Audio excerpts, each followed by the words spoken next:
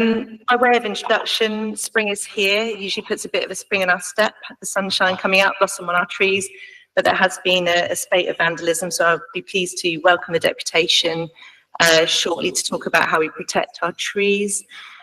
We've had quite a lot of activity here in Hackney around how to offer family support, early help and early intervention, and we're really pleased to welcome permanent secretaries to Linden Children and Family Hub last week from the DWP and DFE, and also very much welcome the extension from the DWP of the Household Support Fund, and there'll be a report on our allocation to follow this evening. Also in our capital update and property disposals, we'll be talking of news of a 2.2 million grant from the National Lottery Heritage Fund towards the Reimagining Hackney Museum project. And at the same time, I know there'll be concerns there tonight about B22 and Ashwin Street, and we'll be taking questions from members of the public. I can also see Dalston Curve Garden representation here tonight as well, so we look forward to hearing from you. We had the pleasure this month of celebrating International Women's Day, and also at the opening of a Green Skills Hub that will be referred to in the capital update, where there was great representation of women in construction, which was a really great moment to celebrate. And also the graduation of young people from our Hackney 100 Skills Plus offer, which also includes adults and older people. And the fact that we'll be able to support that work will be a key moment for tonight. And a big thank you to Councillor Carol Williams for setting up those events. And finally, we want opportunities for all ages, and especially our young people. So really, really good to see Hackney Youth Parliament joining us this evening, and they'll be raising some out for our cabinet members and myself. So going straight to the agenda, item 1, apologies for absence. I haven't received any apologies, no. Item 2, declarations of interest. Do members have any interest they wish to declare? Councillor Kennedy. I just need to apologise for going early. I had to leave for another meeting at 6:45. Thank you. Thank you. Item 3, urgent and restricted business. I don't believe there are any urgent items of business. Item 4, notice of intention to conduct business in private. No representations have been received and there are no exempt reports or appendices to be considered. Item 5, questions, deputations. One deputation has been received from Mark Westcott relating to tree vandalism in Cazenove and Hackney Downs wards. The deputation text was published at agenda item 5 in the agenda plaque. A total of 15 minutes has been set aside. This includes a brief introduction from Councillor Patrick Pinkerton, 5 minutes for the deputation leaders to set out the issues. I believe we have 2 marks, so you'll be sharing that 5 minutes if you can. 5 minutes for Cabinet to question the deputation leaders and debate the issues, and then 5 minutes for the Cabinet lead member to respond. We've got a packed agenda, so I will be quite strict with time. So I'd like to start by inviting Councillor Pinkerton to come up.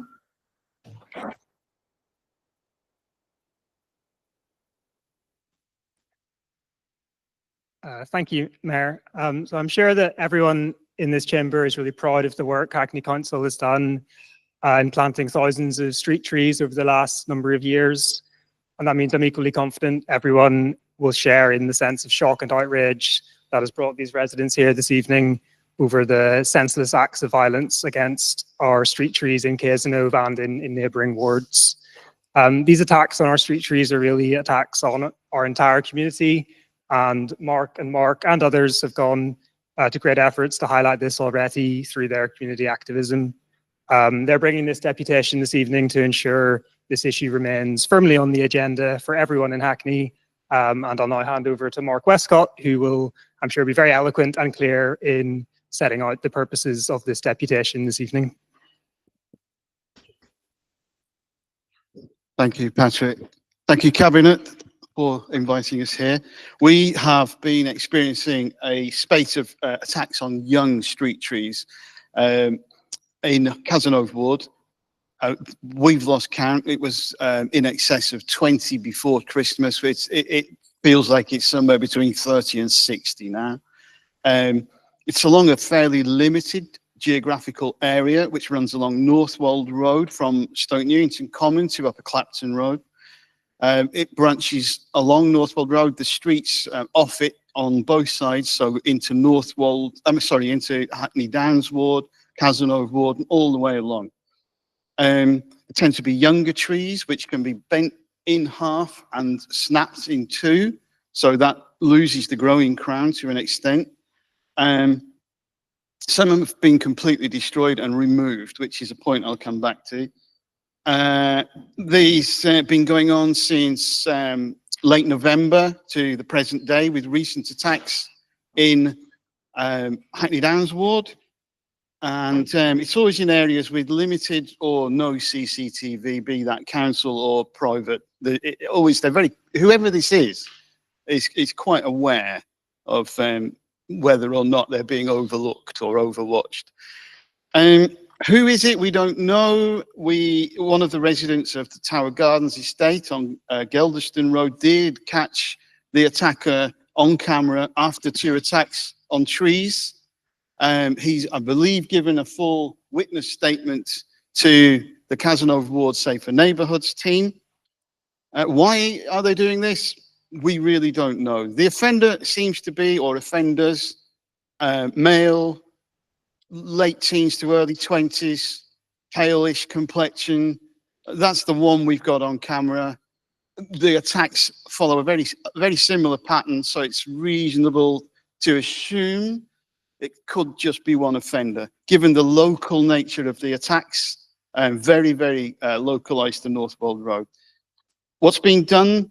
Metropolitan Police Safer Neighbourhoods team, Cazenove Ward Safer Neighbourhoods team have been going door to door, asking if people have seen anything or got doorbell camera footage. They've issued doorbell cameras to a few residents as well to see if anything can be caught on camera. Residents have been posting about attacks on social media, making each other aware. Of course, we've had, thanks to Susan and Maurice, a temporary CCTV camera has been put in place to overlook potential target trees on Geldeston Road. We've been working with our ward councillors and Councillor Fahana and other groups such as SNUG, the Stoke Newington Users Group, the Cazenove Area Action Group. They're posting updates to their members as well. I've given a few television and radio interviews and spoken to local press. The purpose of that, as far as I'm concerned, being to get awareness, get witnesses to come forward, talk to the police, talk to their councillors. The council initial response, I think, was, shall we say, a little bit slow. I think people didn't quite appreciate initially the scale of this, the aggression of it, frankly. We were always of the view that if you're that violent, and the nature of some of these attacks is violent, that's very unlikely to be the only outlet for your aggression, frankly. We love the trees. Thank you for making this a green borough. You know, our trees have been on the street since probably 2010. 1 minute. So, yes, we would call on the council, we need to catch this person. We're all being held hostage. We do have a temporary camera in place. Recently, we've had the the low traffic neighbourhood planting along Northwold. We've been told no more trees until this person is caught. You've got a bait a trap here. We need to move a covert camera to overlook where the new planting is and bait them in. We can't have this. We can't be held hostage by this person. They need to be caught. If they need help for a mental health issue, they should be given it. But otherwise, prosecute, get them out. We've had enough.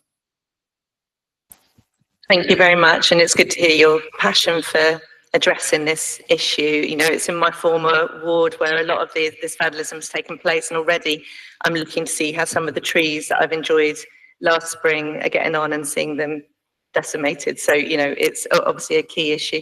Any questions from Cabinet? Councillor Palace, Councillor Young. Okay, Councillor Palace.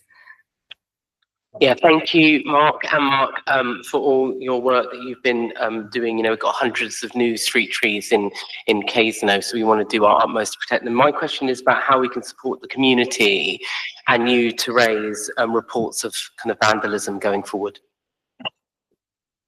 How can you support the community?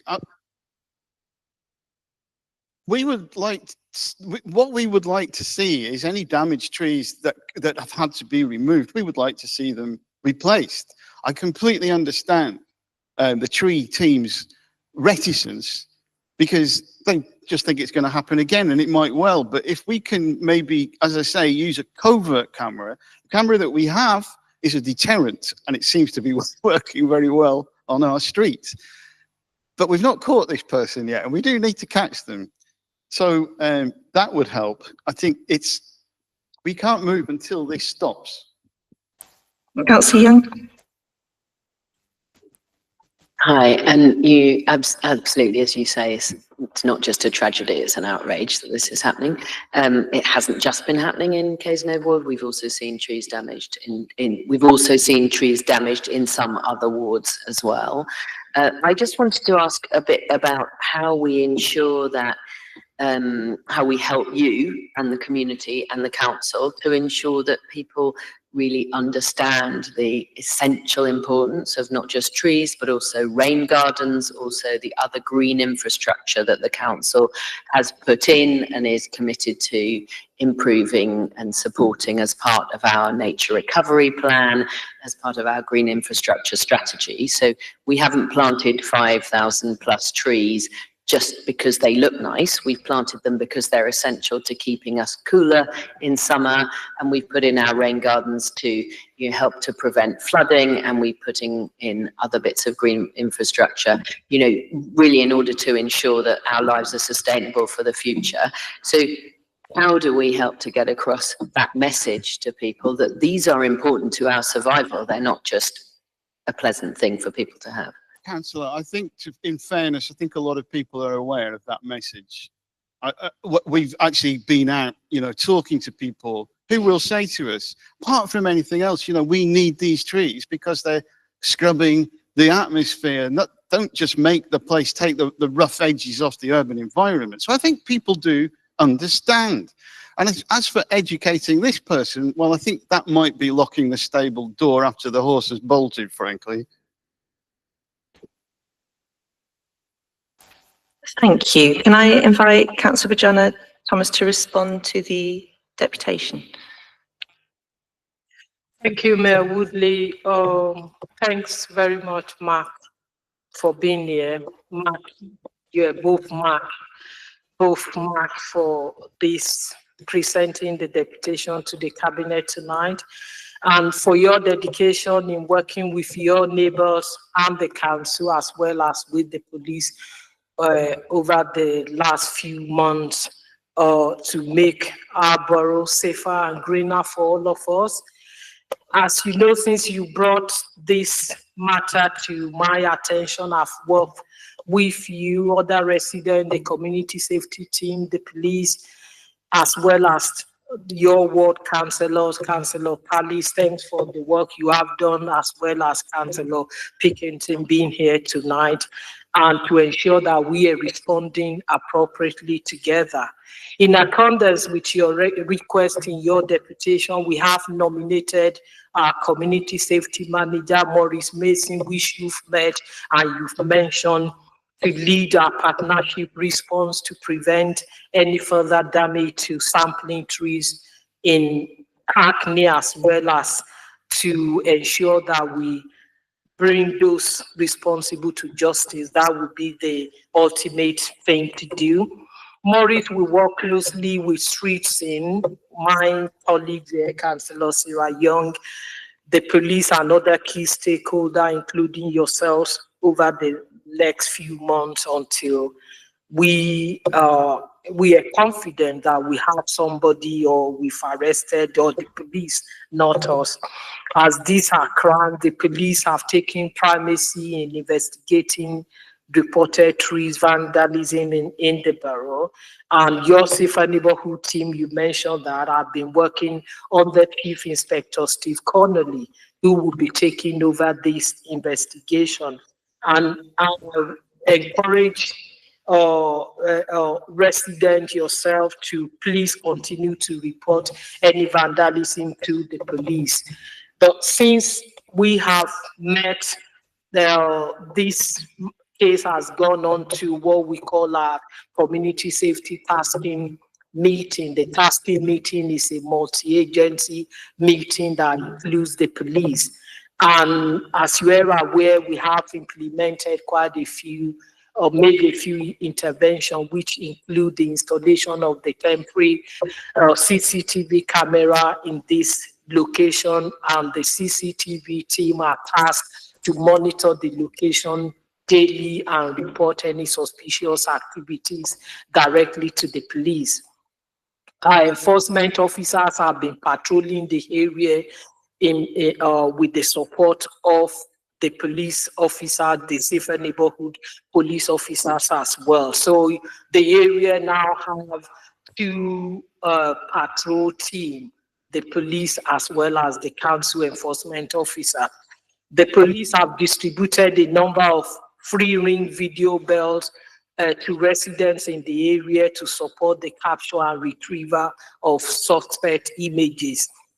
We have held 2 meetings. We were at that meeting where, as representative with your ward councillors, and we shared the plans with you, and you were happy with the direction the council is taking at this time.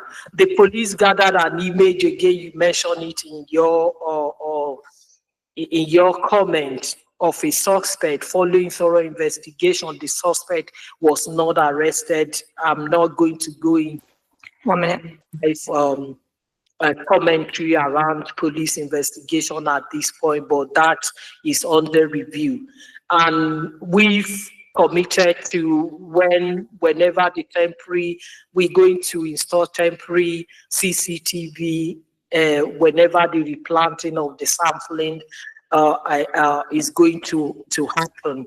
And following the meeting on the 10th of March, we are setting a new date to report back to you any issues or anything from the CCTV. But finally, I'm pleased, I know my time to say that since the implementation of the CCTV and the partnership plan, we have not received any reports of damage to trees in this location. Probably the perpetrator is now realized that we on to him or her and have stopped the vandalism. We're not too sure, but we're going to keep monitoring what happens next. Thanks again for being here. Thanks, Mayor Woodley. Thanks so much for joining us. Certainly we'll pick up the question of replacement. We would plant in the winter anyway, so there's time to hopefully resolve this issue, identify the culprit, and find ourselves in a better place. Thanks very much again. Questions were received from members of the public and from councillors, and these will be considered at the relevant agenda items. So I'll move on to item 6, which is unrestricted minutes of the previous meeting of Cabinet. Do Cabinet have any comments they wish to make on the unrestricted minutes? Can we approve the minute? Can we approve the minutes? Thank you. Item 7, unrestricted minutes of the Cabinet Procurement and Insourcing Committee. Councillor Chapman, do you want to share brief observations from CPIC, just because we've got such a busy agenda? Thank you, Mayor. Only to say that, again, the CPIC shows just how much important work the council does, and in this particular meeting we let an important contract or consider the costs of refurbishing schools, and also the vital project to ensure that the Colville heating project is delivered. So other than that, as set out, thank you. Thank you. Can Cabinet note the unrestricted minutes of the previous meeting of Cabinet Procurement Insourcing Committee held on the 3rd of February 25? Thank you. Item 8, Hackney Youth Parliament presentation. I'll invite Deputy Mayor Bramble to introduce this item. Thank you, Mayor Woodley. As lead member for Cabinet of Education, Children, Social Care and Young People, it's a pleasure to welcome you, Parliament, to the Chamber and to see you again, and all of Cabinet welcome you as well, because as you know, it's not just education that you advocate and are interested in, but all of the things across the council. Hackney Youth Parliament is one of the exciting things that we get to do here as a council. It's something that we continue to highlight the importance of it, and you as young people are critical for the role of advocating for other young people. You, like us, have been through elections. You, like us, have pledged and stood on your manifesto, and you, like us, are here delivering on the things that you said that you would stand up for. Yeah, the voice of young people continues to shine a light throughout the council. So one of the things that you will be aware of, and is part of the role that officers in the council spoke to you about, is the work around Young Futures. That's where we spoke to over 2,500 people and asked them a series of questions. What would you do if you were mayor of the day? But more importantly, what would you like to see working better in Hackney? And it was fantastic. When we gave young people the platform, we didn't just hear about the issues, but they faced us and gave us the solutions. And that report is now out there, and it's something that we are working with young people and the Commission and the legacy on building that forward. One of the important things about that is that one of the recommendations was how we as a council listen to the voice of young people differently. And as adults, we get really excited and we always think we're hearing the voice of a young person, and really just had to reflect on how we work differently across the council. I think one of the important roles that we had was the trainee manager role that was held as a young person overseeing that. I think one of the things that, if you're not aware of, is that Youth Parliament, as soon as you came into role, was your first event within getting elected. A couple of weeks, I think, was the big work that you've done around Black History Month, and that's one of the events that you've done in the Youth HUD. So as soon as you were here, you were hitting the ground running. And I know that myself and colleagues in the mayor have enjoyed listening to you, speaking to you. We welcome, as a Labour administration, of course, working with a Labour government in power. So we have that national Labour government, that local Labour government. But because the Conservative government have been in power for a long time, we're still negating and moving through what that looks like. And while we remain aspirational for Hackney, we still have some difficult decisions that are in the making, and your voice and being key to that is critical as we go through that process, and really proud that you are here. I also just want to acknowledge all the work that you've done this far, and thank you. I'll pause there, Mayor, because I'm not sure if I have much time left, but yeah, really looking forward to your presentation and debate going forward. Thank you. Yeah, thank you. We've got 15 minutes for this item. So I think we've got Ella, Zoe, Noah, Talia, James, Martha, and Leo. Is that right? Or perhaps not everybody able to be here tonight. Yeah, there's 5 of you. So do introduce yourself and please make your presentation. You've got 5 minutes.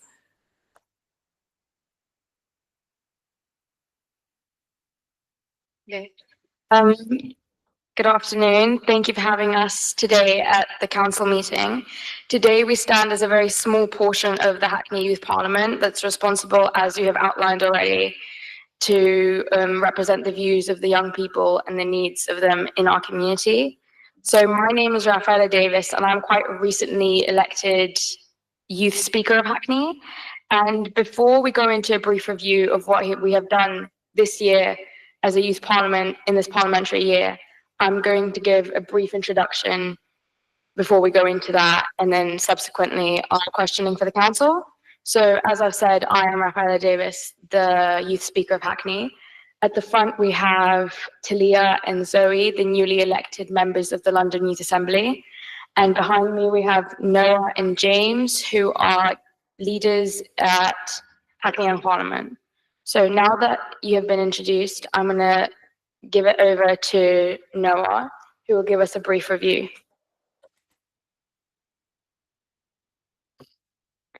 Hello, thank you, Ella.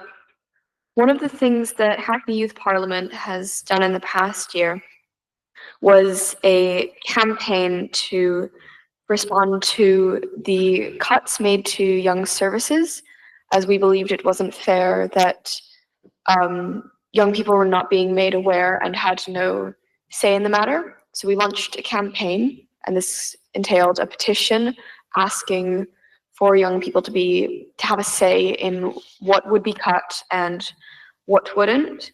This petition accumulated roughly 240 signatures. We also met with the Green Party to describe our campaign, and we had their full support. I'm now going to hand over to Zoe, who's going to discuss some other things that we have done this year.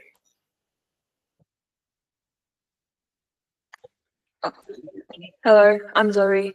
I'm going to give an overview of our Pact to School Appeal 2024. At Hackney Youth Parliament, we organised the Pact to School Appeal to assist families affected by the cost of living crisis with their children's or child's transition from Year 6 to Year 7. We accommodated 130 young people with the most common necessities of a typical Year 7 student, which includes a black rucksack, a scientific calculator, pencil case, and a pack of pens. I'm going to give you over to James.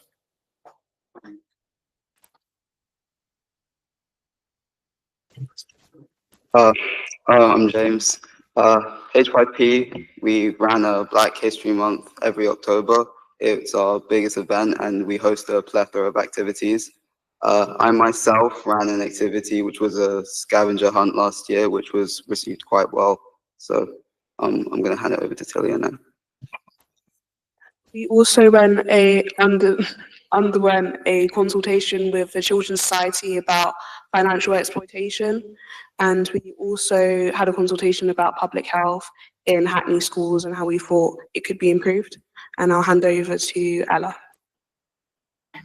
A few months back, we participated in Democracy Day event in this parliamentary chamber, in which we managed to not only have a few interactive sessions with outside organizations, but also have a very enriching debate with another youth parliament, specifically on the issue of the use of technology phones in schools. So now that we have given you a brief review of what we have done during this year, we're going to go to our subsequent questioning of the council, if that's okay. So first, I would like to go to Zoe. We would like to know that following the recent cuts and restructure of Young Hackney, can the council now guarantee that they will make no further cuts to young people's services over the next 2 years? Thank you. Thanks for that presentation and that sort of breadth and depth of campaigning that you've done. It's extremely impressive. I'll hand over to Councillor Chapman to respond to your first question. Thank you. Thank you for your question and your advocacy of the youth voices in Hackney, and I'm acutely aware of your concerns about budget cuts and how they may affect your interests. I want to begin by assuring our Youth Parliament that despite our challenging financial circumstances, we will not forget our young people. As you may be aware, from 2022 to 23 to 25-26, Young Hackney has contributed savings of around 2 million towards setting our balanced budget. The service was subject to a review in 2023, and while a review concluded that the service is highly effective, the recommendations made for future delivery are now being implemented. The service is being reorganised to build on its strength to drive efficiencies. We are introducing local initiatives to match the new family hub structure, and provision is being refocused on the 10+ age group. The reorganisation of delivery is also aligned with the anticipated new National Youth Strategy. The Council has experienced significant financial challenges, as I'm sure you know, due to the growing need for temporary accommodation and homelessness prevention and adult and children's social care pressures, a picture that we are continuing to see across the country. The ongoing pressure on our services meant we have planned to use £10 million of reserves in 25-26, that's next financial year, something that we haven't needed to do for a very long time. Relying on our reserves is not sustainable, and we need to ensure we continue to reduce our overspend and to look to replenish reserves where we can. The current medium-term financial plan estimates, which is where we look at some finances over a longer period, estimate the council has a cumulative budget gap of £51 million for the 3-year period from 2026-7 to 2028-29. As I outlined initially, we will continue to explore creative means to invest in our young people. As one example, we continue to invest in our children and family hubs.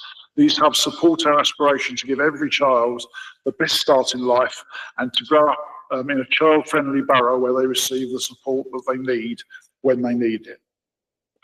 And just last month, the Mayor opened the Woodbury Down Children and Family Hub, becoming the fourth such facility in the borough. And we are very proud of the hub as it demonstrates our commitment to support our young people, even at the most challenging financial times. And thanks again for your question. Thank you. Do you want to move to your next question unless there's a point of clarity? Well, I have two questions. Firstly, as in our aforementioned review, we spoke about the consultation that we had with the Children's Society about financial exploitation. We just were wondering, as a parliament, what provisions do you have in place to teach young people in Hackney schools about financial exploitation, because children in Hackney are more vulnerable coming from lower socioeconomic backgrounds to financial exploitation. And secondly, in the last time that Hackney Youth Parliament was here with the Cabinet, there was an agreement that the amount of work experience being provided by the council would be improved. Hackney Youth Parliament did ask, would the amount of work experience being provided to Year 10 and Year 11s to be doubled? We were just wondering if that agreement had been fulfilled.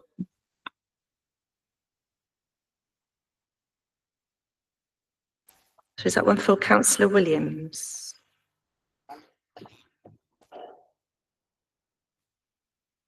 Thank you. I can respond to your question about work experience. I know you also had a question there on financial exploitation, which probably we might want to come back to. I'm looking to Councillor Bramble in writing.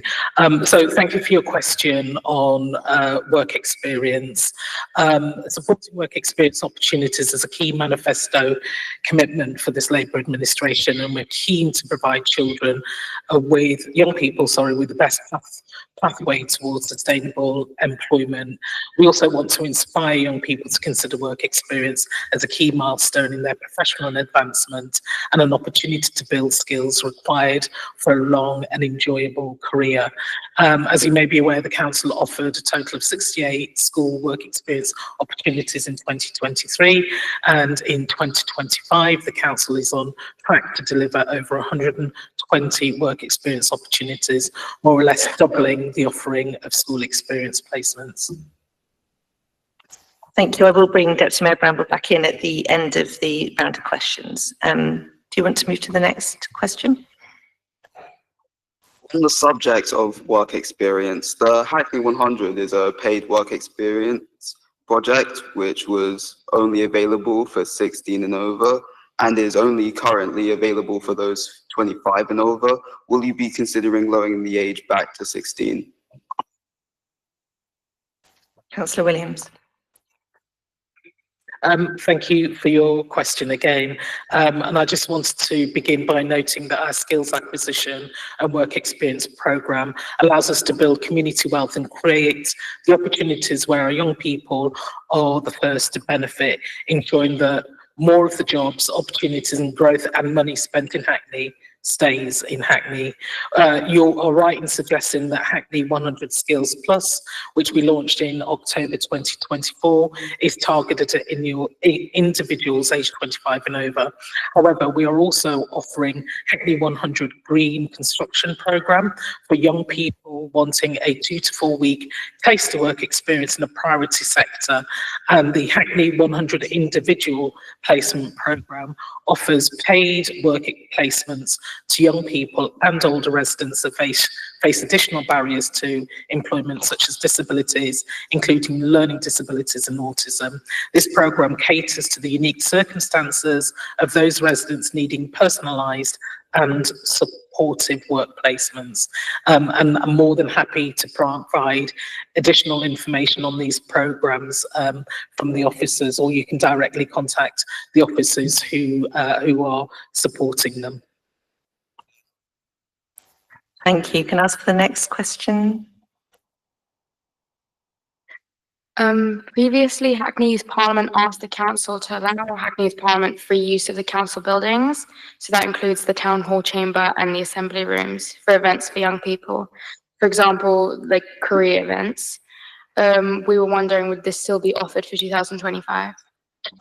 Councillor Kennedy. Absolutely. Delighted to say yes. So you've got 4 bookings to do with what you will during the course of that time. But I would say, I hope it's not only on those occasions that you come in and engage with the council.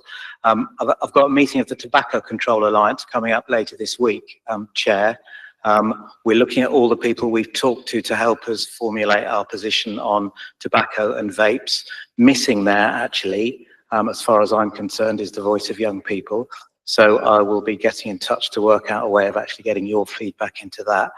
And Wednesday the 23rd, in here, I believe, of April, you've got a joint Health in Hackney and Children and Young People's Scrutiny Commission looking at neurodiversity, specifically ADHD and autism. And we're seeing a very marked increase in diagnoses of both those during the last decade. And it'd be great if we could hear from you at that as well. So I hope it's not just those 4 occasions, but many more that the Youth Parliament engage. Thank you. Okay, that's almost exactly at 15 minutes, but I'll allow you to come back on some of those points, Dr. Mayor Bramble, and to thank everybody for coming in. Thank you, Mayor Woodley. I'm happy to respond further in writing to the young people. Just thank you for coming along today, and to build on Councillor Kennedy's points. One of the things that we do for young people around work experience is one of our youth hubs, but if you prefer that experience to be in the town hall, we're happy to accommodate that.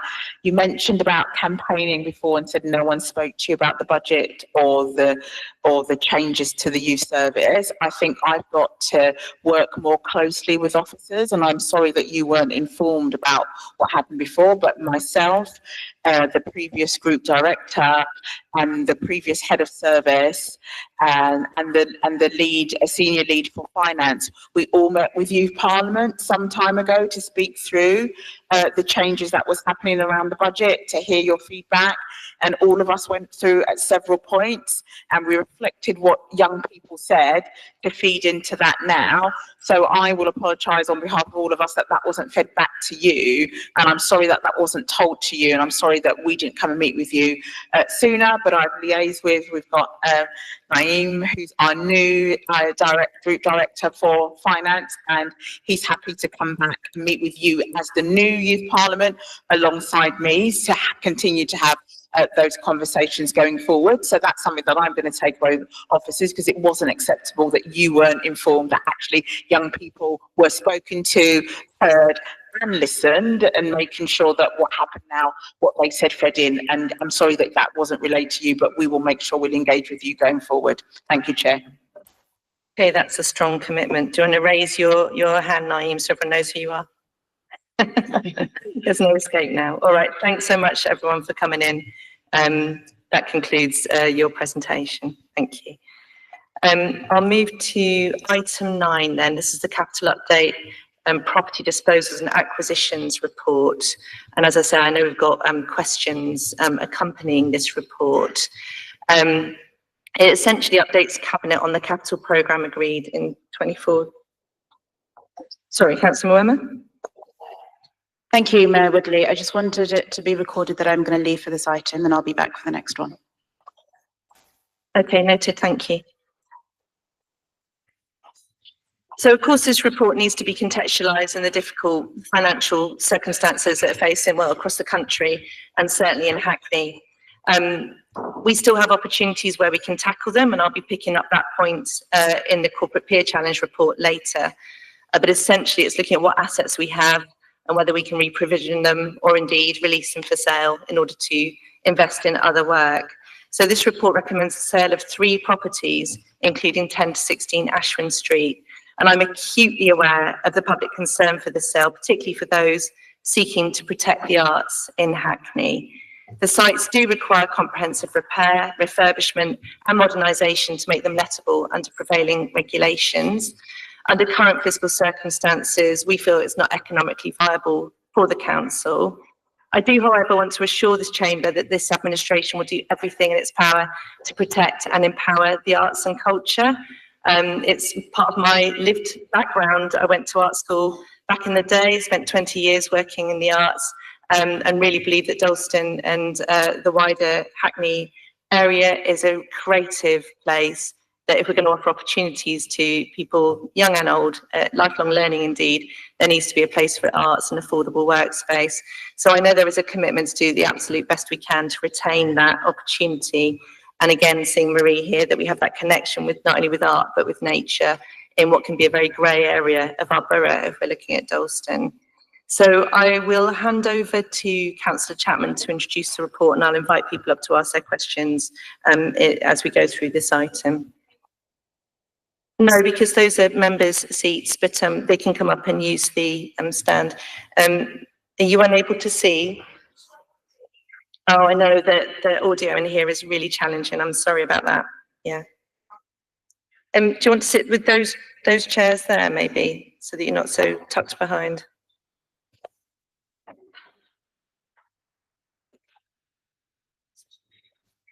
Councillor Chapman, can you introduce the report?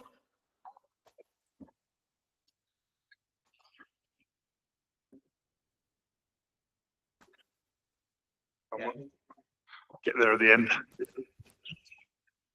Yes, thank you, Mayor. As you set out, there are a number of items in this report, and obviously the ones grabbing most attention is the proposed disposal of the properties in Ashwin Street.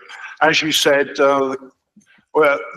we dispose of properties very rarely in Hackney, actually, but it becomes necessary when things get into such a level of disrepair that they become very expensive to repair and dangerous. And I think we have as I think it's well known, we have insufficient resources of our own to be able to bring these back into use and use it ourselves. So we'll be looking to dispose of them both for so they can be brought into useful occupation, and also to provide a capital receipt for us in these difficult times that will enable us to get on with our other capital priorities, both in Dalston and elsewhere. I absolutely take to heart your commitment there to the artistic endeavours in Hackney and the importance of that. Obviously, it's completely not appropriate for us to go into negotiations at this point, but approval to this item will enable our officers to go ahead and talk to the appropriate parties, and let's hope we can come to a satisfactory arrangement. The update report also contains a couple of other important things. First of all, use of Section 106 monies to fund Hackney Works project, which is a project which works with young people to get facilitate apprenticeships, both within contractors that are employed by the council and elsewhere. And it's a really, really important project there that has so far introduced, I think, it's supported 615 residents into employment, including 122 apprenticeships. And this resource will enable it to do many more. Lastly, I just refer to the acceptance of grant of National Lottery Heritage Fund towards the Reimagining Hackney Museum project, which you referred to at the beginning of your introduction tonight. It's a really well-loved resource, the museum here, and this will enable appropriate updating so I can continue to serve the community. Thank you. I commend the report to Council. Thank you, Councillor Chapman. Are there any questions or comments from Cabinet? Councillor Kennedy. Thank you. Just very quickly before I have to go, to say that with all those caveats on ways of working, I absolutely support the decision that we're taking on the sale of the buildings in Dalston. Absolutely always bearing in mind what you said, Chair, about our cultural vision and maintaining that as we go through that process. And the second thing, just so pleased that we've got the Heritage Lottery money for the museum redevelopment project. And actually, if you needed any good, solid example of our commitment to culture, it's the fact that we went through a very grueling process to apply for that money. And it's what we put in ourselves as an organisation that has convinced National Heritage Lottery that we're a good place for them to invest that money. Thank you. Thank you. And I would like to ask Marie Murray, who is here to ask us our first public question.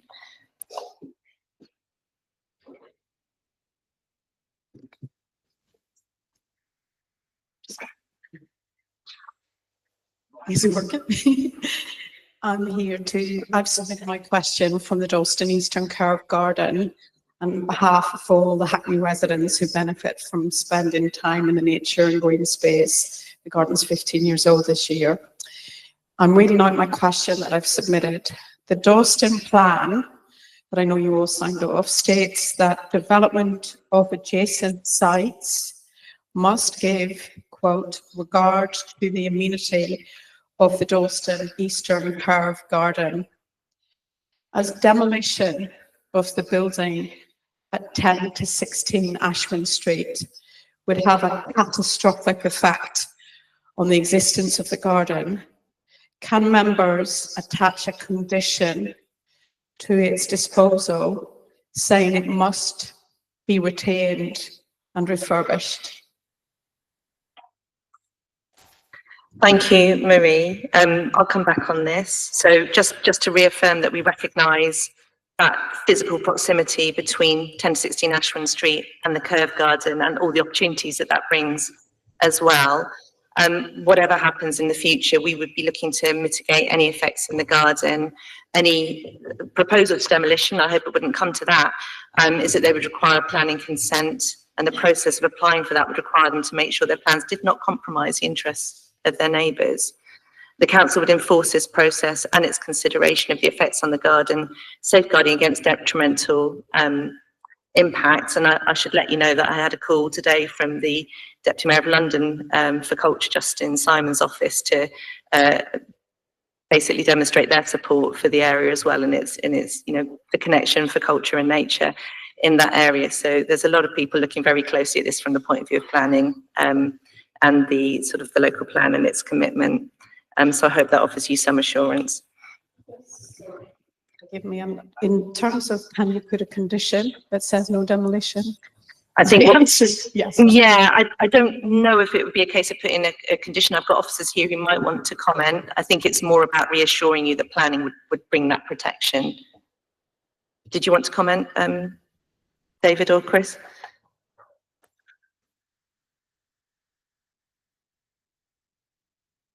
Sorry, I should just say, I mean, in terms of when the building is sold, rather than once it reaches the planning stage.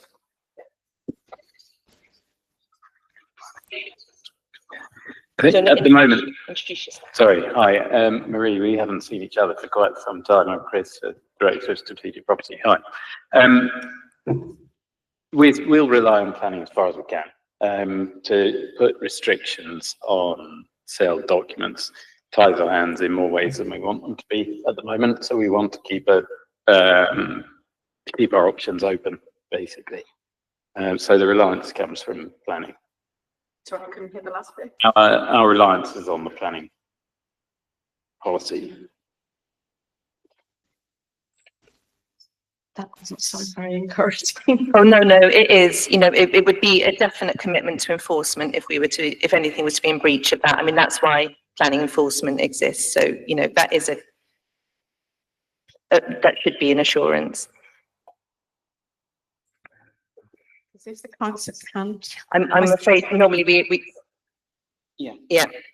If the council can't attach a condition requiring that the building is retained, what safeguards can you, the cabinet members, assure us you can put in place during the disposal to ensure that the development, any future development, does not undermine the amenity, the access and the long-term sustainability of the garden as required by the Dalston plan? In other words, what safeguards can you put in place? Because waiting until planning leaves us incredibly vulnerable and hostages to fortune. The garden's 15 years old this year and a much loved community asset in Dalston. Thank you. I don't know if you want to comment on planning, Councillor Nicholson. As I say, we've got a political commitment to retaining the garden. Any planning application would have to have really rigorous demonstration of how it wouldn't have an impact if demolition was to come. My hope is it wouldn't come to demolition anyway, but I don't know if Councillor Nicholson, you want to come in on a specific about planning. Yeah, thank you, Mayor Woodley. And Marie, hi, good evening. You mentioned the Dalston plan quite appropriately and quite rightly, and the Dalston plan recognises very much the activities that are currently going on inside the buildings along Ashwin Street, as well as recognising the garden itself, as you're more than aware of, and thank you for your contributions to the making and shaping and forming of that plan. In addition to that, there is a conservation area overlay, and all of this, as I'm sure you're aware, brings a great deal of kind of scrutiny to bear on anybody who may wish to come forward and redevelop or repurpose or renovate any of the kind of either buildings or develop on those empty sites along the Ashwin Street area. So what I would suggest is that take some reassurance from the fact that there are these different policy overlays. It wouldn't be appropriate, unfortunately, to give an unconditional precondition around development. It can only react and respond to proposals being formally submitted as part of the due planning process.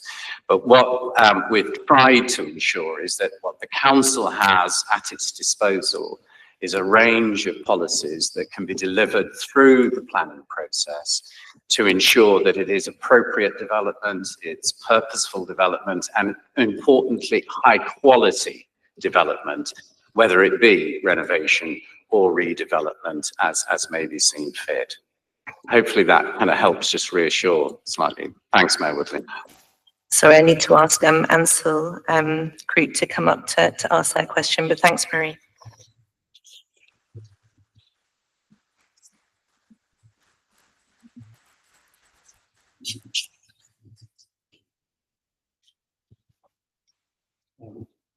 My question perhaps follows on from that.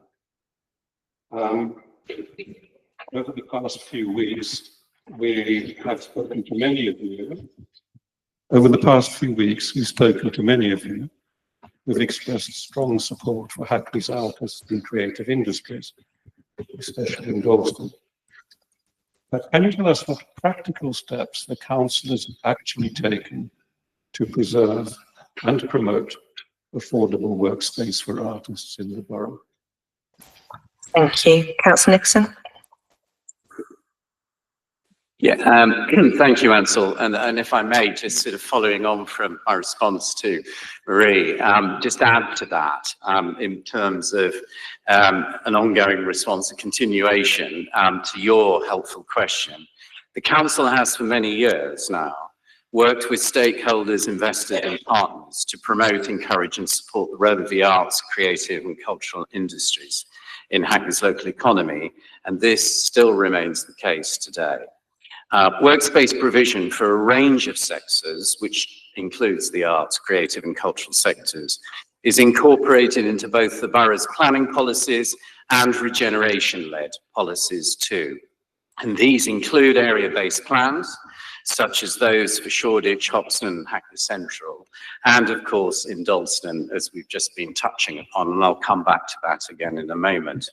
In Hackney Wick, the council has been working alongside the Mayor of London to ensure the arts and creative industries remain at the heart of the new development that is unfolding in that new neighbourhood centre. In addition to that, there is a programme of repurposing older buildings, some of which are owned indeed by the council itself. And all of this is progressing and evolving as the new Wick neighbourhood, if I may describe it in that way, is starting to take shape on the ground in that part of the borough. As mentioned previously, and just in exchange with Marie there, the Dalston Plan, which has been recently adopted, very clearly kind of sort of steers landowners and future developers towards a range of employment-led uses or a mix of uses and not outright residential development within the town centre itself. The policy on affordable workspace is reinforced, and that policy is set in LP 33, that's Hackney's local plan.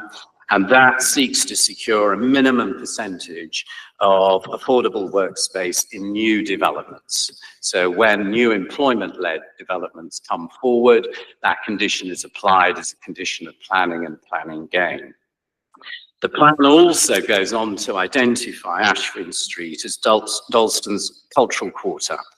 It supports the presence of the Arcola Theatre, Bootstrap, Café Otto, and V22, to name but a few. You're more than familiar.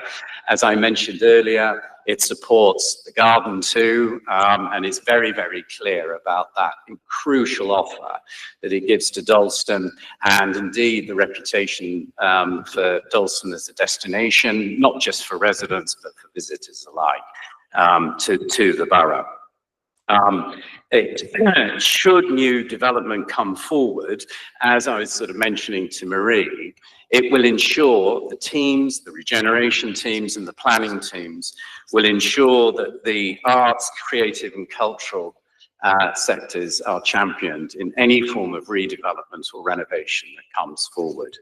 The council also has a number of buildings around the borough in different parts of the borough that it owns, where it has agreed leases with third-party space providers. That is led by the property team, negotiating with these partners to come forward, many of whom provide discounted space for arts, cultural and creative uses. These include very familiar names, and I'm sure you're more than familiar with many of these names, which range from things like Milco, Maynard Studios, Space Studios, Arbite Studios, Eat Work Art, Bootstrap, of course, on Ashwin Street itself, Pier UK, Shoreditch Town Hall. The list is quite extensive, and it represents a very significant portfolio that has been delivered by the property services team in support of the arts, cultural and creative sectors in the borough. I hope that kind of responds to your question. Thank you very much, Mayor Wood. Do you have a supplementary if you need a point of clarity? Yeah. Sorry, may I ask a supplementary? Yes, for a point of clarity, yes. So just to kind of dig down into that a little bit, there is a published report that suggests that a building will potentially be used for residential development. And at the same time, if there's a restriction on it for commercial use under Article 4. How do these two things align? I don't know if you're, because that wasn't really a point of clarity, that was an additional question. Are you able to answer, or do we need to respond in writing? Sorry, Woodley. Yes, I don't know the answer to that question this evening, and if I may suggest, Woodley respond in writing, if I may answer to that question. Thank you very much. Thank you. Thank you. The next question, Rachel Maga is unable to attend and has asked for the question to be read out in their absence. The question is, in view of the eviction of artists from Dalston's Ashwin Street, please can you detail which plans are in place for rehousing them and protecting their continued artistic production in line with the council's initiatives? I know officers would not like the terming of this in terms of eviction. I know we are looking at how we can decant and support. We've been working with V22, and as I say, had a call from the GLA earlier to see how they might also support, and we would absolutely do our best to smooth that process, but we'll offer a full response in writing. In addition to questions from members of the public, we've also received questions from councillors. I'd like to invite Councillor Adebayo to ask their question. Thank you so much. In light of the concern raised by the local artist and cultural stakeholder regarding the future of the building on 10 to 16 Ashton Street, what assurance can the council provide that the sale or the transfer of the building will prioritize the preservation of the cultural and the artistic value rather than leading to conversion into private housing? Thank you, Councillor Adebayo. Quite similar, I think, to Ansell's question. Councillor Chapman, are you able to respond? I mean, technically, is it going any which way? Easier to move. Thank you, Chair. And can I thank Councillor Adebayo for her question and her leadership in addressing these community concerns in Dalston, which I think is exemplary. The Council's statutory obligation to secure best consideration when disposing of assets. There are specific rules within which the Council takes into account in the rare event of a disposal. We don't dispose of properties that often. These rules, combined with the Council's overall financial position, limit our ability to consider the possibility of accepting an undervalue on the site. So, got to be a reasonable value. While it would be inappropriate for the Council to discuss the possible terms of a disposal in advance of negotiations, the approval of this item, as I said earlier, will give full authority for Council officers to enter in those negotiations, and we could all wish that they come to a speedy conclusion to the satisfaction of all the parties involved. While the legal and financial context for the issue of Ashton Street must be respected, I would like to draw attention to the fact that Council has a long and consistent history of encouraging the cultural and artistic activities in Ashton Street and elsewhere, as set out by the Mayor earlier in her introduction. This has required hard financial and legal commitments over the years. Our ambition has not diminished, even if the resources have done. The Dalston Plan, as a key contributor to the planning policy, steers landowners and developers towards either commercial uses or a mix of uses, and not outright residential development. Ultimately, the planning system, as we've discussed earlier, informed by the Dalston Plan, is the main lever that the Council has preserving the character of the area. Thank you. Do you have a supplementary, Councillor Adebayo?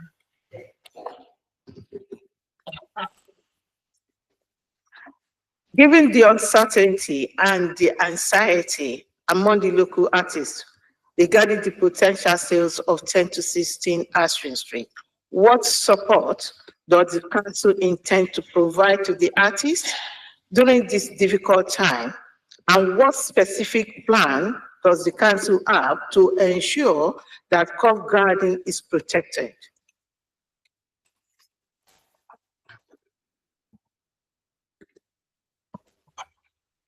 Thank you. The Council has supported V22 over the years and thoroughly briefed the tenant on the challenges of the building. In December 24, they were notified by the Council and briefed in detail, and further time and resources were invested by the Council to make the building safely habitable for a further 3 months. And now I think we're at the end of that period now, so it's important thing. Move to negotiations. The Council has also encouraged V22 to look at ways to ease the transition and check the availability of other spaces available with relevant providers in the borough, signposting them to available space directly and via an agent who specialises in the local property market. Meanwhile, the Council has also some space available nearby, and it's offered this to V22 some weeks ago, and discussions are in hand. But as I said earlier, let's hope that the more substantive discussions can be concluded successfully as soon as possible. I'd like to invite Councillor Root to ask her question. Thank you, Mayor.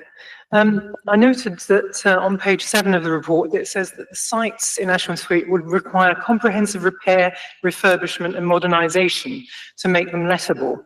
So my question is about the future, really. How many other buildings are at risk of future sale, given the Council's current parlous financial situation?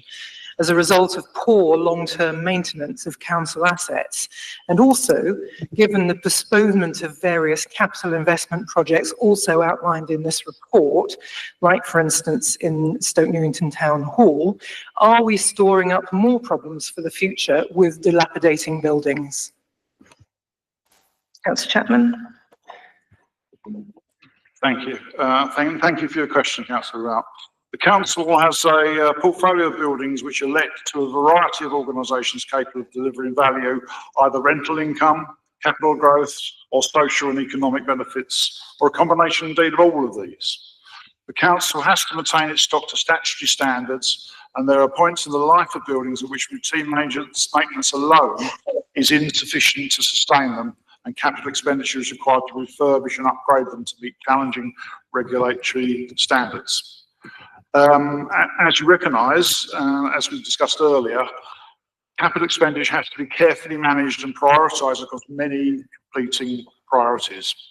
Where the use of a building or a site is no longer economically sustainable, we will consider disposal, and this has typically been Hackney's last resort.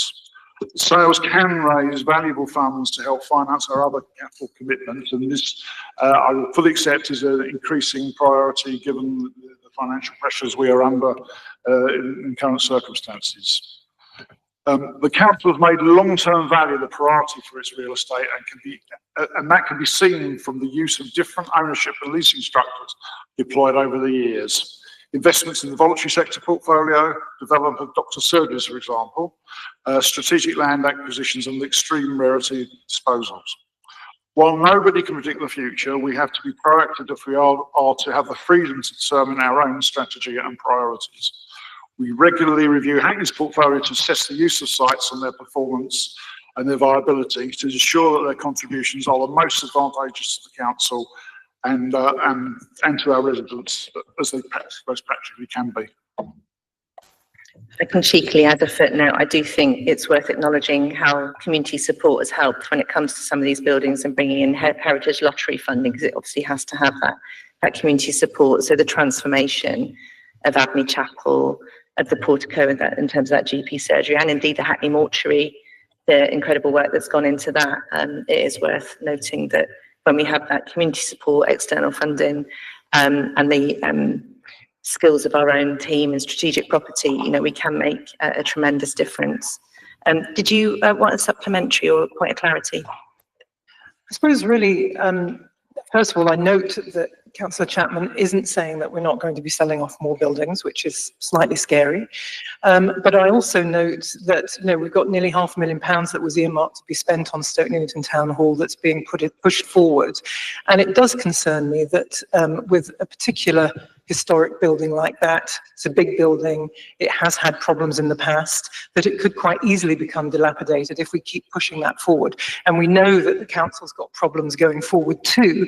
So how many years will that money be postponed before it's spent? Do you want to come back on that?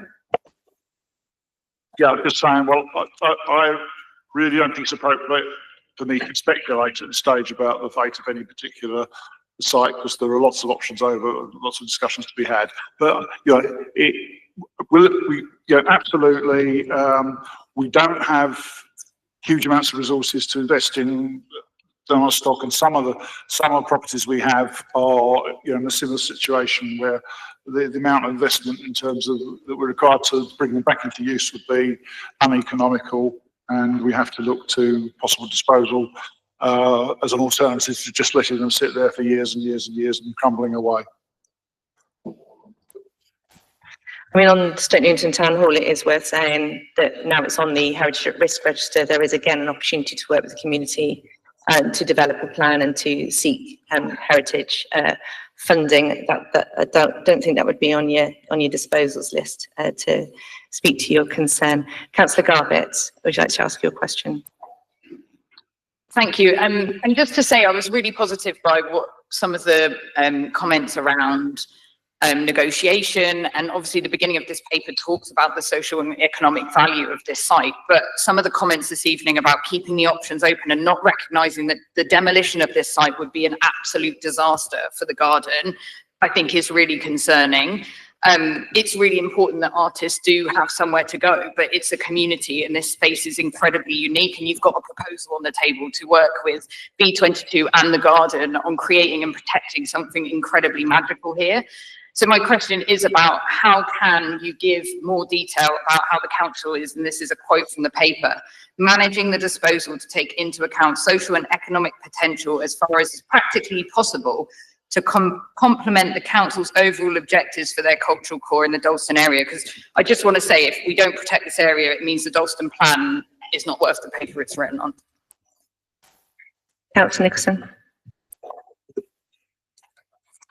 Yeah, thank you, Mayor Woodley, and thank you, Councillor Garbutt, for your question. And I'm sure everybody in the chamber of this evening and who may be listening online would concur and agree that indeed the Dalston plan wouldn't be worth the paper it's written on if it's not actually been applied and used. And but what I can assure everybody, Mayor Woodley, is that certainly speaking for and on behalf of the Planning Service, they will be applying the principles and the objectives and those sort of the future vision and ambition that is captured in the Dalston plan. As touched upon earlier in response to Ansel's question, the recently adopted plan does steer new development in the town centre towards employment-led or mixed-use development. And we must emphasise and stress that, and it is exactly that that will be pursued by the Planning Service as and when there may be future kind of planning applications and indeed pre-application negotiations going on. The character of Ashwin Street is also clearly identified and captured in that plan, and that includes the role, the place of the garden itself adjacent to Ashwin Street, as I know we're all aware. That destination created by the arts and cultural activities along the street, very, very much recognised by the council, which again, I hope was sort of clearly articulated in the response to Ansel's question.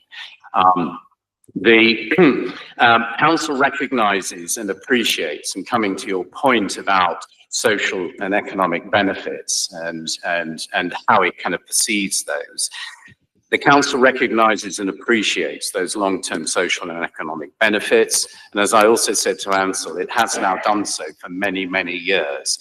From the beginnings of Hoxton through into the 90s and the noughties, for example, it has not only led the regeneration of the borough, but it has led it through an arts, creative and cultural led set of objectives to actually realise it in the neighbourhoods around the borough. But every town centre, every neighbourhood is different in Hackney, and long may that remain the case. Hoxton is not the same as Dalston, which in turn is not the same as Hackney Wick.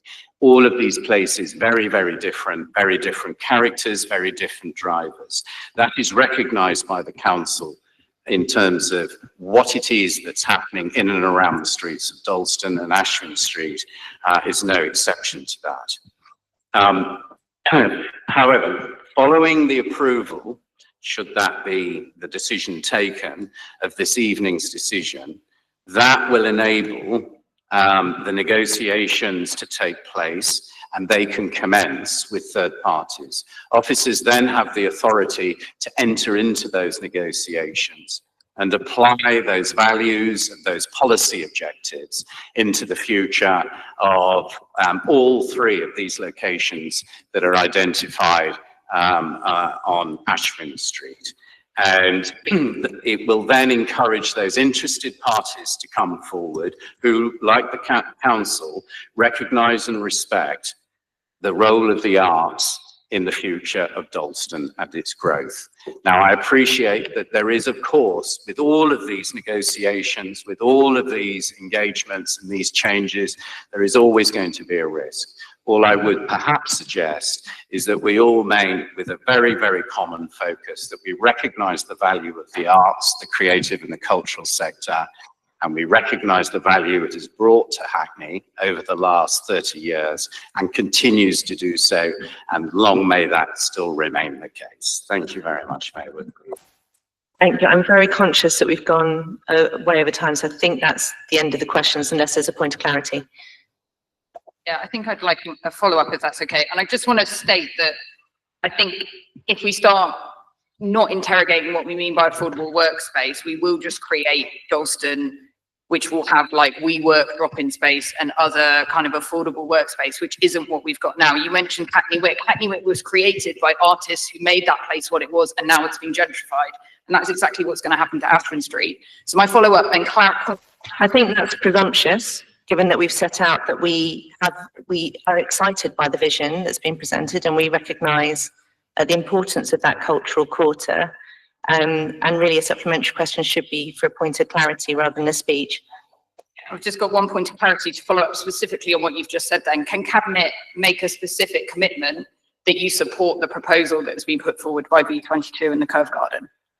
So I think we've made it pretty clear that we are on board with the proposal for an arts quarter, that it retains a connection with the Dalston Cove Garden.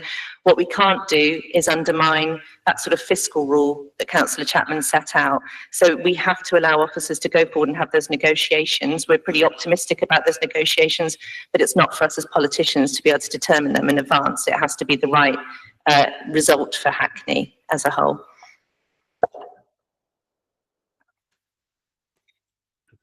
Okay. Can we now move the recommendations as set out in the report? Do I need a show of hands as well as verbal affirmation? Thank you. Item 10, the overall financial position report.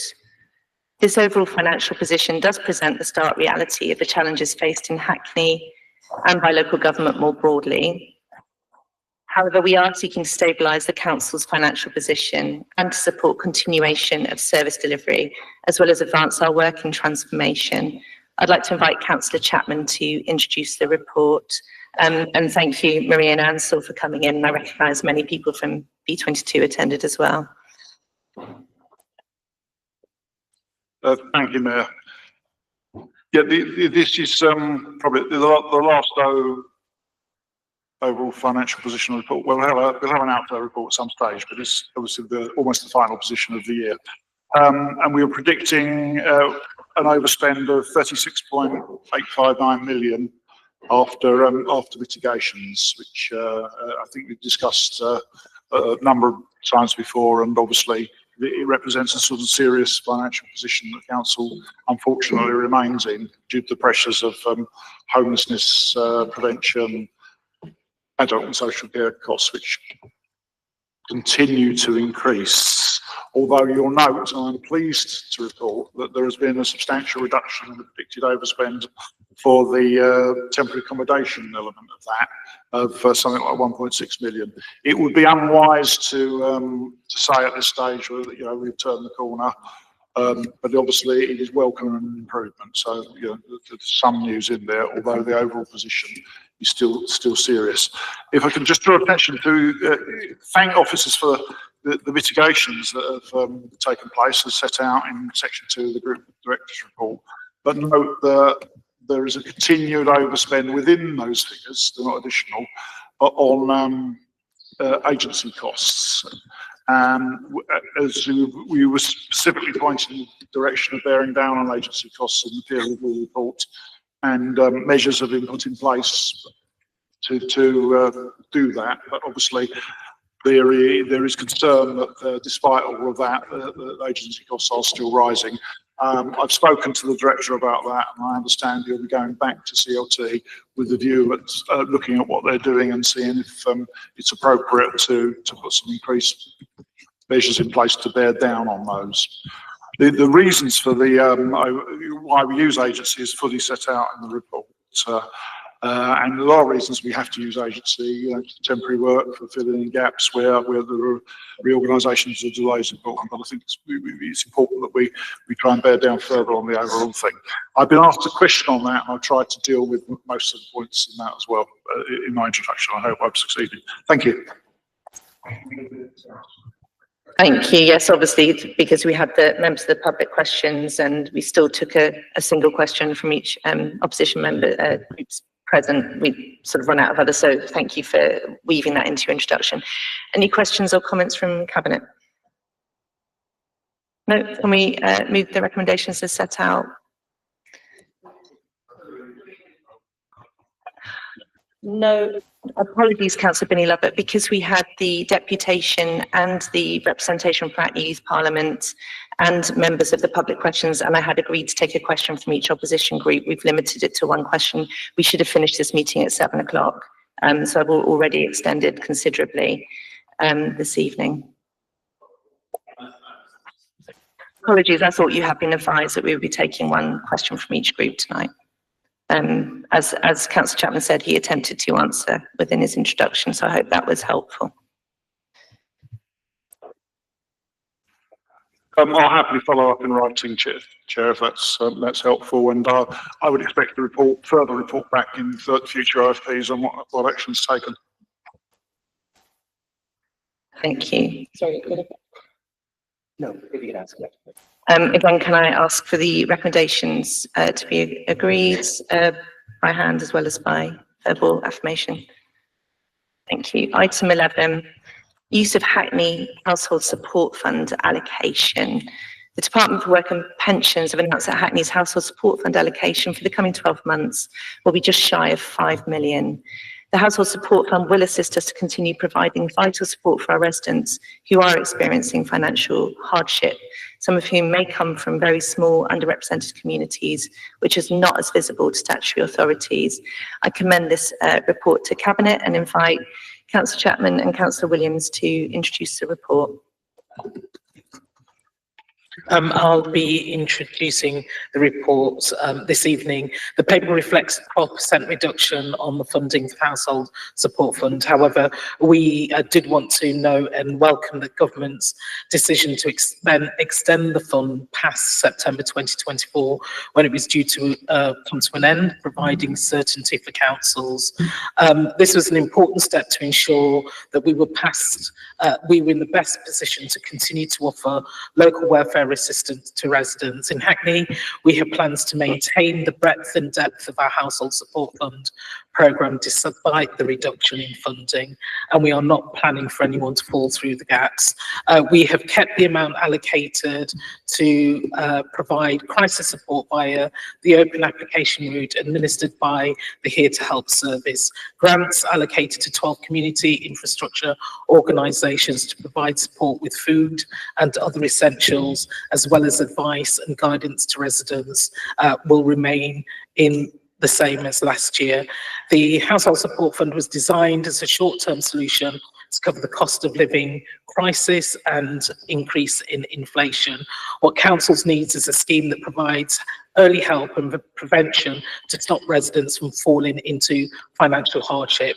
Until the government introduces a permanent solution, we will support 5 outreach advice workers based on the Here to Help service, an outreach worker dedicated to helping residents in temporary accommodation facing financial hardship, 2 system conveners enabled services to work together to deliver a programme of support residents need in locations convenient to them, 5 organisations to provide access to low-cost food.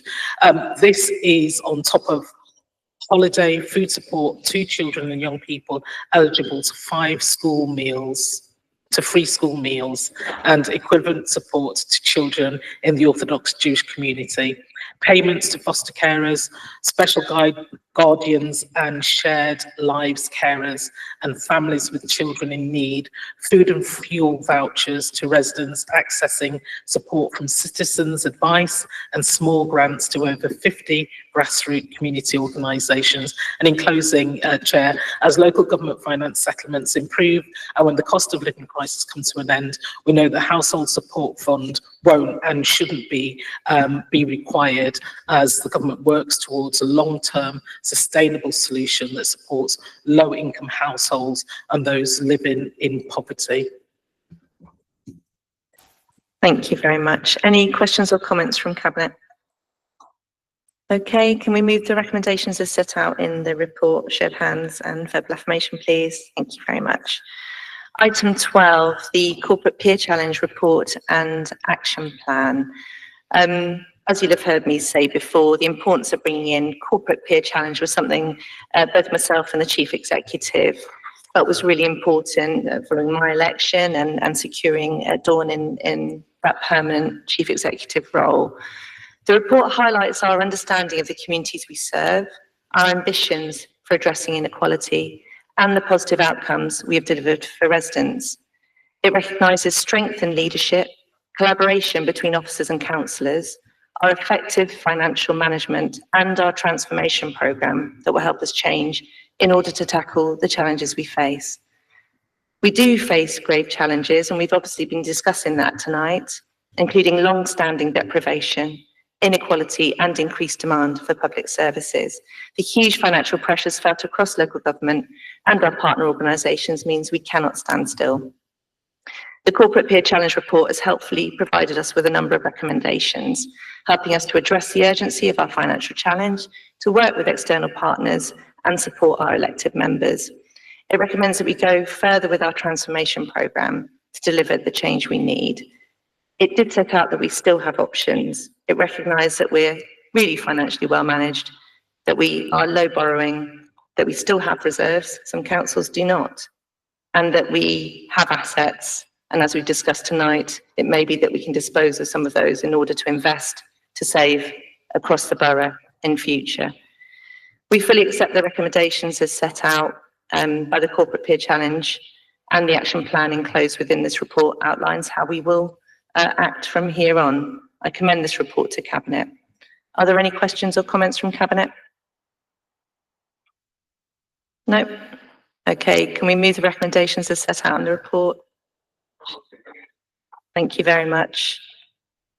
Item 13, update on the local development scheme and local plan review.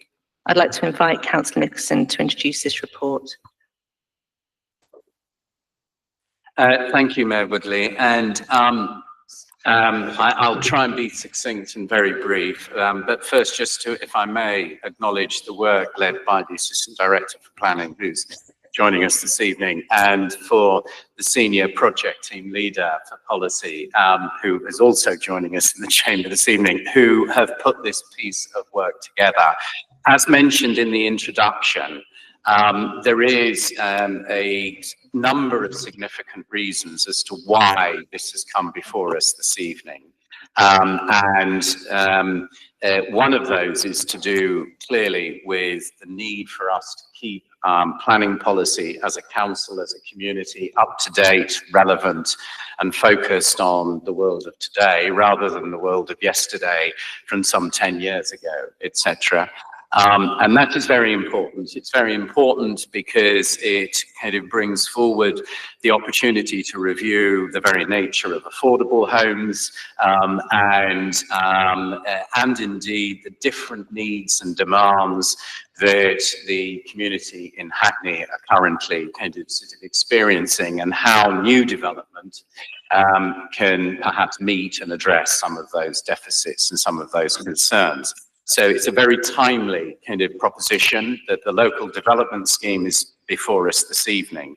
In addition to that, as I think we're all aware, I'm sure, that we've been hearing that the new government is bringing forward a kind of ambitious and comprehensive programme of review and reform of the national planning policy framework at national level.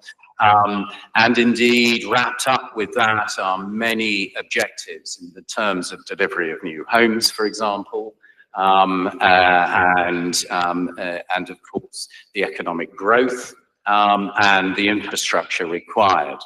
It's probably worth noting that Hackney has been delivering on the most extraordinary growth over the course of the last 10 years or so.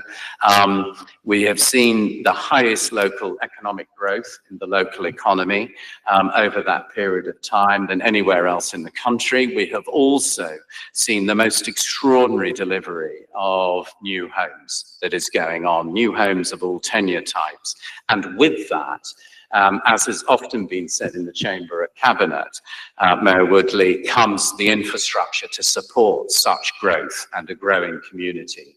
And that infrastructure comes along in all shapes and forms. And as you mentioned earlier this evening, it ranges from GP surgeries and providing fit for purpose, modern facilities, healthcare facilities for a growing community, alongside the work and investment that goes into our school estates and to keep those schools the best, or one of the best, if not the best, in London.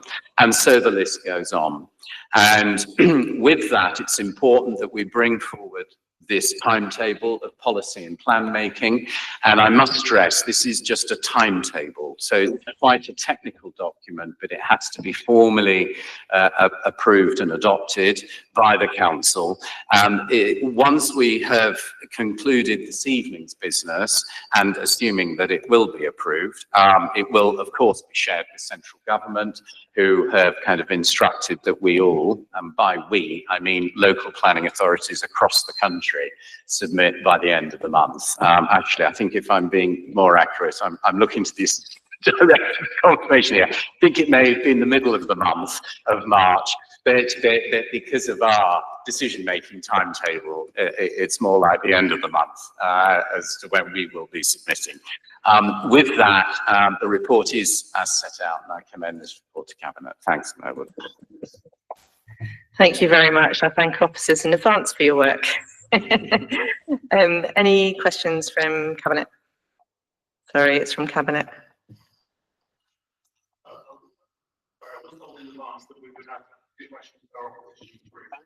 That's set out because of the number of public questions then coming in. You should have been advised that we were only going to be able to take one. We are now half an hour over our allotted time. Any questions I take is at Chair's discretion. And I allow 15 minutes, which was fully taken up with the public questions, to be honest, and I still extended it in order to take a question from Councillor Root and from Councillor Garbutt. If I'd realised that hadn't been communicated to you, I would have given you the option to swap those questions out, but I'm very keen to conclude business this evening within as whatever reasonable time we've got left, given that we're half an hour over. Any questions from Cabinet? No? Okay. In that case, can we move the recommendations as set out? Show of hands as well as verbal affirmation. Thank you very much. Item 14, supporting residents with additional needs to thrive. Councillor Mackenzie, I invite you to be brief in your introduction. If you can turn your mic on. Hello, can you hear me? Yeah, thank you. Thank you, Mayor Woodley. As you can see from the flavour and tone of this report, Hackney Council Housing Services team is committed to enabling our residents to live well and thrive in their homes and communities. We know there are times when this can be more difficult for some people. Disability, illness, bereavement, exposure to trauma, adverse childhood experiences, deprivation and disadvantage, including racism and poverty, can have an effect on residents' physical and mental health, employment prospects, and ability to access services and maintain their tenancies. This can be made worse by housing factors such as overcrowding, damp and mould, and ongoing antisocial behaviour. We know that the one-size-fits-all approach to delivering housing services will not work for some people, and to be truly inclusive, we must offer people more personalised services. This new policy sets out Hackney Housing's commitment to ensuring residents with additional needs can access our services, sustain their tenancies and live in their homes. It has been developed in line with Hackney Council's housing services ambitions, where we are hopefully treat residents fairly and with respect, to be easy to do business with, keeping people safe, keeping our promises, and to be actively anti-racist. In developing this policy, we've sought out the views of residents with additional needs to understand their experiences. We've listened and learnt from complaints, scrutinised casework, and had one-to-one conversation with residents who have additional needs, and also had focus group drop-ins where residents with additional needs have given their views.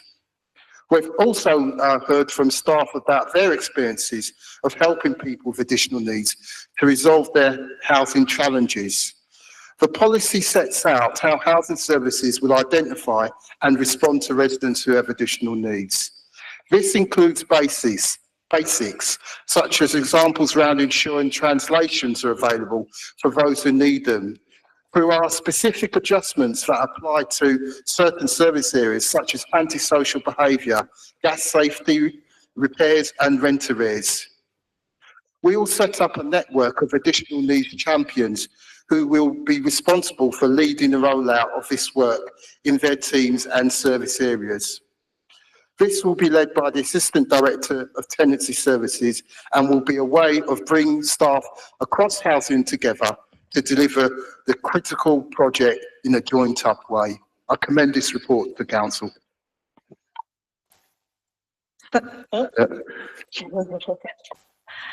you, Councillor Mackenzie. It's good to hear that we were taking the experiences of our residents on board, given that we've had previous deputations around this. And I know this is also a response to the regulator of social housing's consumer feedback and indeed the Housing Ombudsman. Any questions or comments from Cabinet? No, in that case, can we move the recommendations as set out? Show of hands and verbal affirmation, please. Thank you, everybody. And the final item, item 15, nomination for appointment of local authority governor. I'll hand straight over to Deputy Mayor Bramble. Thank you, Chair, and this is to nominate Sally Lindsay German as a governor on Wakebrook Nursery. She has been a chair since 2015 and has got a strong commitment and dedication to early years, and it was a strong nomination. All those that know her had advocated for that. And I know I thank schools, but I am, before I was a qualified teacher, I was a trained nursery nurse, and, not as many people know about early years and understand the work that goes into those early formative years as we do and talk about schools. I just want to acknowledge all of the work in our early years settings and all the fantastic work that they do, and that the Mayor and I get to see when we go out to visit, and just nominate Sally to be appointed as a governor. Thank you, Chair. Thank you. Any questions or comments? Can we move the recommendations as set out in the report? Thank you very much. Thank you for bearing with me on a much extended meeting. Very, very busy agenda, but it was good to hear from all of those groups. So thank you very much for sticking with us to the end, and thanks to the officers too. Thank you.